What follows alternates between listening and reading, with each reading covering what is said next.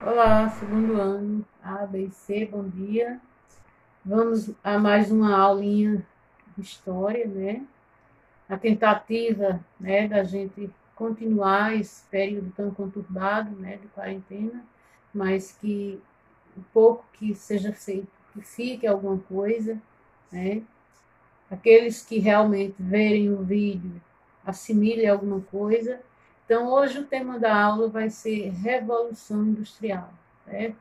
Vamos falar um pouquinho da Revolução Industrial, né, do século XVIII, né, dos anos de 1760, né, até 1860, né, chamada Primeira Revolução, né, que vai ocorrer na Inglaterra. Até se usa o termo pioneirismo inglês, quando você escutar esse termo em relação à Revolução Industrial. Pioneirismo inglês é que a Inglaterra foi o primeiro país do mundo, né, a receber, né, a Revolução Industrial. Ou seja, o que foi a Revolução Industrial? O surgimento das máquinas, né, em que a gente sabe que de que maneira se produzia antes, qual era a forma de se produzir, era artesanal, era a manufatura, né? Os grandes artesãos, vamos dizer, uma pessoa que sabia trabalhar com couro, né? Que sabia fazer um sapato, uma bolsa, um cinto, e essa pessoa fazia todo o trabalho, desde o preparo, né, do couro, a desenho, até finalizar e vender. Então, isso foi o momento que o mundo passou pelo meio de produção artesanal, certo? Depois, esse meio de produção vai se desenvolver melhor e vai surgir as manufaturas. Mão, fatura, fazer. Então, eram trabalhos ainda manuais, mas as manufaturas eram grandes oficinas. Geralmente uma família se organizava, toda a família, pai, mãe, filhos, parentes, vizinhos, e todos trabalhavam ali dentro daquelas grandes oficinas que eram chamadas de manufaturas. Também era um trabalho manual, né? A diferença que tinha do artesão é que o artesão produzia tudo sozinho. Como eu disse a você, uma pessoa que sabia trabalhar com couro, ele sozinho produzia o sapato, desde o começo do preparo do couro até os últimos, até o final. E a manufatura não, havia uma divisão de trabalho. Alguém preparava o couro, o outro desenhava, o outro cortava, o outro costurava, o outro dava os acabamentos finais. Então, isso eram as chamadas manufaturas. Mas no século XVIII, aproximadamente nos anos de 1760, vai surgir as máquinas. A primeira máquina, a máquina a vapor, vai surgir, o tear mecânico. Então, as coisas, os produtos passam a serem feitos através da máquina. Então, esse momento chamado de maquinofatura. Veja bem, artesanato, manufatura e agora maquinofatura. Então, é a revolução industrial. Vamos assim, eu vou falar rapidinho de alguns fatores, né, da revolução industrial. Ou seja, o que é que favoreceu a revolução industrial para que ela ocorresse principalmente na Inglaterra, que a Inglaterra fosse a pioneira quando você for fazer uma atividade, uma prova, e viesse a expressão pioneirismo inglês, quer dizer, a Inglaterra é o primeiro país a receber, né, a Revolução Industrial. Então, um dos fatores é a acumulação de capitais. Capital, você sabe que é dinheiro. Então, a Inglaterra, ela tinha capitais acumulados, né? Através de várias maneiras, ela conseguiu acumular, guardar muito capital, muito ouro, muita prata, seus cofres. E um país, ele tinha que ter essa condição para aplicar, né, no desenvolvimento, nas invenções, nas máquinas, né? Então, isso a Inglaterra tinha. Para você ter uma ideia, um dos fatores, ou uma maneira como que contribuiu para a Inglaterra ter muito capital acumulado, é até a gente pensar, nossa, mas é verdade, isso aconteceu, é verdade, que o ouro aqui do Brasil, quando ocorreu o momento da exploração do ouro aqui no Brasil, que se você não estudou ainda, você já deve ter estudado, né, a exploração do ouro no Brasil, o surgimento, o aparecimento das grandes minas de ouro aqui no Brasil. O ouro que foi explorado aqui no Brasil, que era Portugal que colonizava, que mexia, que tinha o poder, Portugal tinha uma dívida externa muito grande com a Inglaterra. Então, todo o ouro que ele tirava daqui do Brasil era levado diretamente para a Inglaterra em pagamento da dívida externa de Portugal. Então, de uma certa forma, o próprio Brasil contribuiu, né, para que a Inglaterra tivesse esse acúmulo de capitais. Outro fator, matéria-prima, né? A Inglaterra tinha muito ferro, carvão mineral, então isso contribuiu também.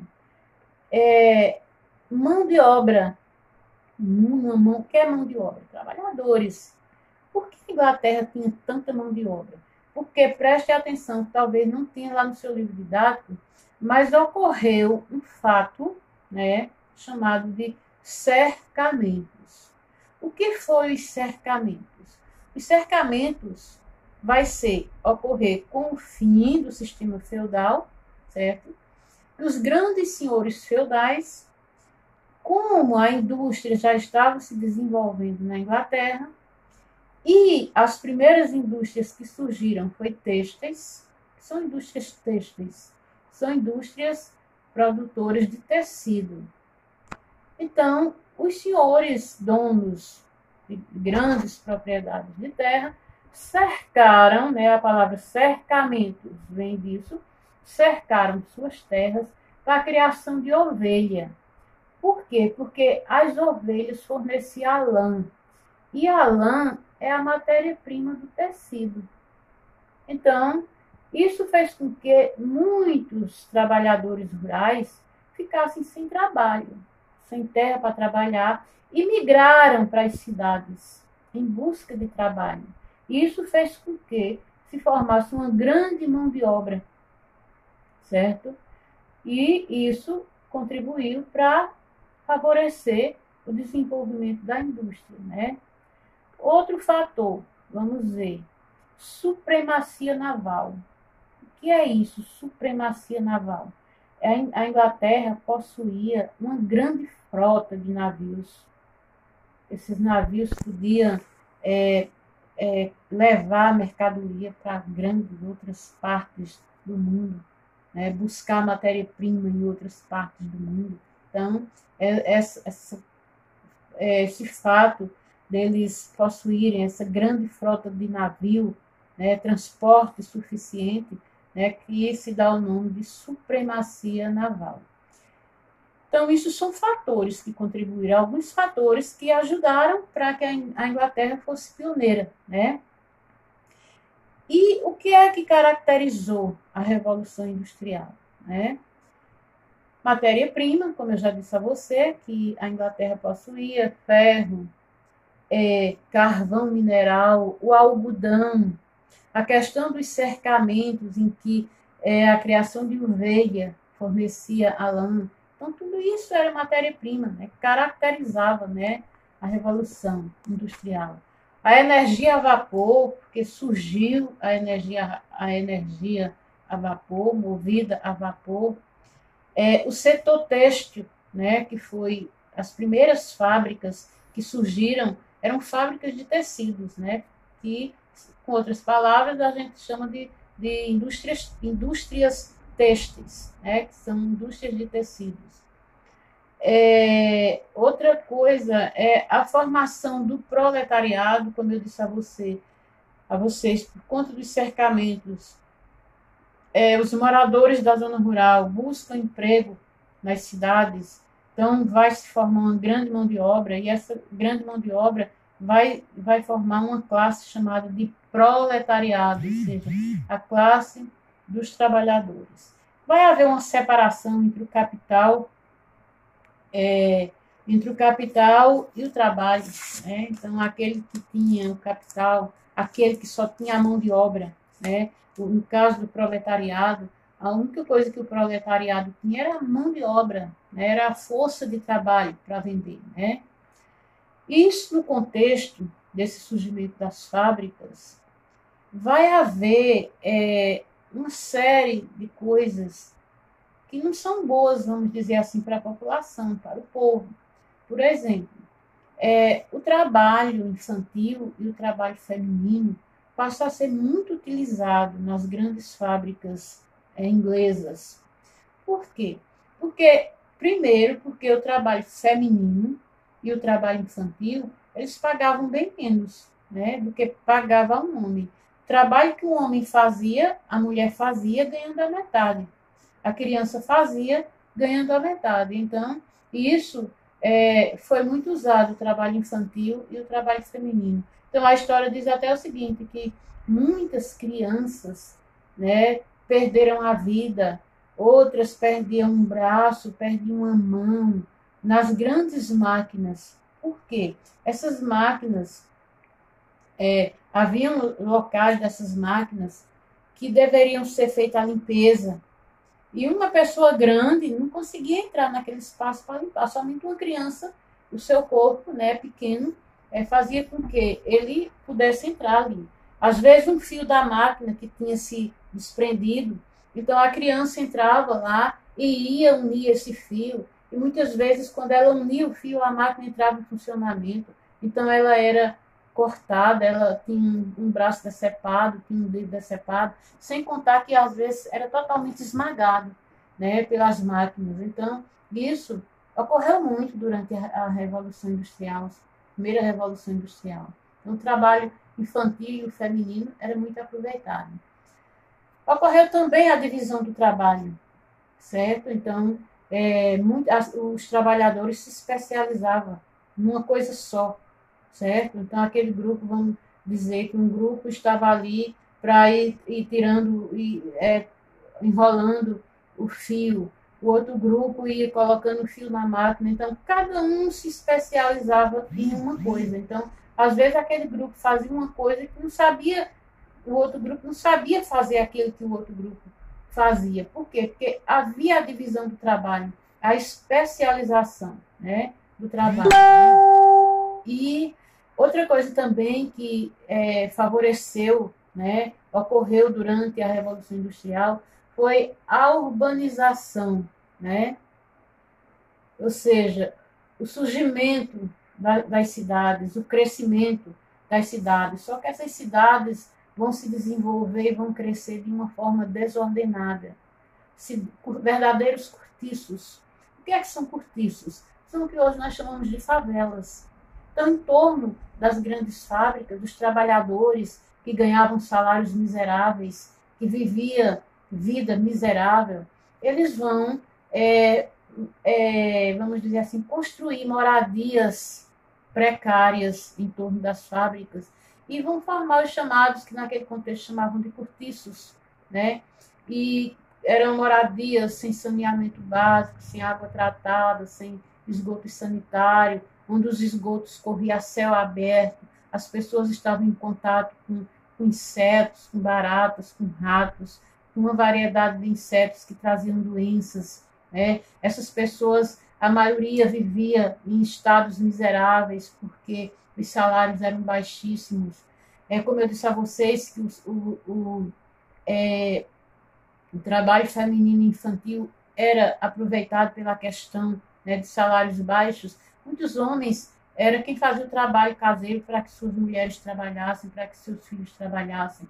Então, surge a urbanização, mas com cidades desordenadas, certo? Então, logicamente, com o passar do tempo, vai surgir movimentos. Né? As pessoas vão começar, né, a se revolucionar, né, e contrário a essa vida em que eles viviam.